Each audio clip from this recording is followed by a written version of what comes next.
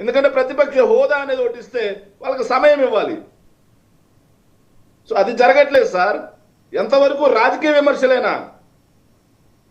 ప్రజల గురించి కూడా అప్పుడప్పుడు ఆలోచిద్దాం సార్. రాజకీయ విమర్శలే కాదు, ఇక అప్పుల గురించి కూడా మాట్లాడుతూ కార్పొరేషన్ అప్పులు ఏంటో చూపించండి. ఇక బిల్స్ అంట సార్, ఎంత దారుణం అంటే చంద్రబాబు నాయుడు గారు 40,000 కోట్ల రూపాయల బిల్లులు, 40,000 కోట్ల రూపాయల బిల్లులు అండి పెండింగ్ పెట్టిపోయాడు. ఆ బిల్స్ కి మాత్రం మేము పే చేస్తాం. 48,000 ఎగ్జాక్ట్లీ. ఆ బిల్స్ మాత్రం మేము పే చేయాలి, కోర్టుకి వెళ్ళి తెచ్చుకుంటారు, ఇబ్బంది లేదు. కానీ ఇక్కడికి వచ్చేసరికి బిల్స్ పెండింగ్ 1,40,000 కోట్ల రూపాయలు అంట సార్. వాస్తవంగా మూలధన వ్యయం వీళ్ళు చెప్పినట్టుగా కాగ్ లెక్కల ప్రకారం 83,000 కోట్ల రూపాయలు మూలధనం అయింది. 83,000 కోట్ల రూపాయలు మూలధన వ్యయం జరిగితే దానికి సంబంధించి బిల్లులు చెల్లించాల్సింది 1,50,000 కోట్లు అంట. ఎవరు నమ్మాలి? వాటిల్లో కొన్ని ఇంకా సిఎఫ్ఎంఎస్ కాలేదంటండి. సిఎఫ్ఎంఎస్ కాలేదంట. 14 లక్షలు, సరే వాళ్ళు చెప్పిన లెక్కే కరెక్ట్ అనుకుందామండి. 14 లక్షల కోట్లు 14 లక్షల కోట్లు 14 లక్షల కోట్లు అని చెప్పి మొన్నటి వరకు ఎలక్షన్స్ తో సహా మొత్తం ఓదరగొట్టారుగా. మరి ఆ 14 లక్షల కోట్లు మొన్న గవర్నర్ ప్రసంగంలో 10 లక్షల కోట్లకు తగ్గిపోయింది. ఆ 10 లక్షల కోట్లు కాస్త 9,70,000 కోట్లకు తగ్గిపోయింది. 9,70,000 కోట్లు జరిపోయింది. కానీ ఈరోజు చంద్రబాబు నాయుడు గారు నేను వస్తే అసలు అప్పులే చేయను, సంపద సృష్టిస్తా అని చెప్పిన చంద్రబాబు నాయుడు ఏడకు వచ్చాడు తెలుసా అండి? చంద్రబాబు నాయుడు గారి పరిస్థితి ఏందో తెలుసా? ఈరోజు ఇప్పటికి ఆల్మనీ 16,000 కోట్లకు తోడుగా మళ్ళీ రేపు మంగళవారానికి ఇంకో 3,000 కోట్ల రూపాయలు ఇండెంట్ పెట్టున్నారు. ఆర్బీఐలో వేలానికి ఇంకో 3,000 కోట్ల రూపాయలు 10 సంవత్సరాలు ఒకసారి, 15 సంవత్సరాలు, 20 సంవత్సరాలు 3 టర్మ్లో తీరుస్తానని చెప్పి. మరి దాని సంగతి ఏంటి? సార్ అప్పులు చేయడం ఎవరైనా చేయొచ్చు, కానీ అప్పులు వడ్డీ శాతం ఎంత పెరిగింది? కాంపౌండ్ యాన్యువల్ గ్రోత్ లో డెప్ట్ శాతం ఎంత అనేది కూడా ముఖ్యం సార్. ఊరికి అప్పులు చేస్తారని కాదు.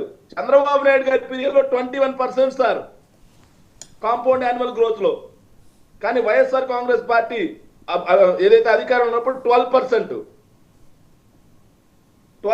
సార్. ఎవరు అప్పుల్లో ముందున్నారు, ఎవరు అప్పుల్లో వెనకున్నారు?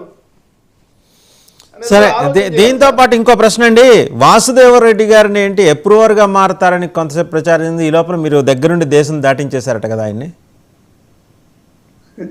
వాసుదేవరెడ్డి గారు అప్రూవల్ గా మారాల్సిన అవసరం లేకపోతే మేము దేశం దాటించాల్సిన అవసరం రెండు లేవండి. వాసుదేవరెడ్డి గారు అంటే ఏ వాసుదేవరెడ్డి గారు అండి?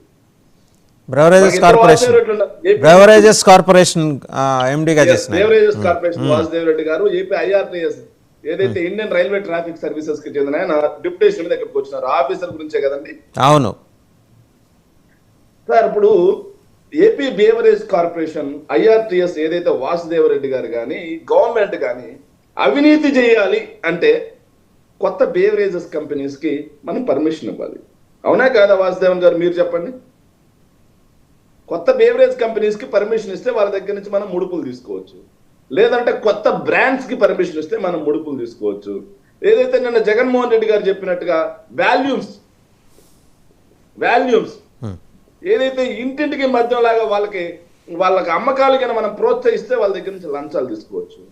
కానీ వైఎస్ఆర్సీపీ ప్రభుత్వ హయాంలో ఛాలెంజ్ అటు తెలుగుదేశం వాళ్ళు ఉన్నారు, అలాగే రవికిరణ్ అన్న ఉన్నాడు, అలాగే బాలకోట అన్న సమాజం గురించి, ఆంధ్ర రాష్ట్ర ప్రజల గురించి నిత్యం పరితపించిపోయే బాలకోట అన్న కూడా ఉన్నారు.